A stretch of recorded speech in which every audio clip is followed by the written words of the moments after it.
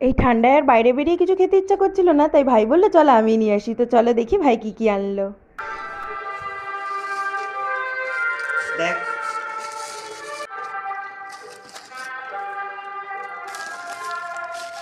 তো এনেছিল chicken popcorn আর সাথে এনেছিল বার্গার।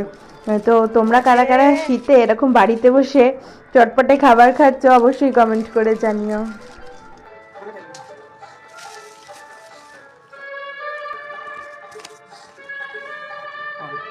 আরে বাবা, এত কিছু!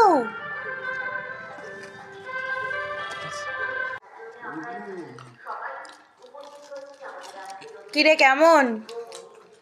খুশি? এই জিনিসটাই তেল আর ডিম।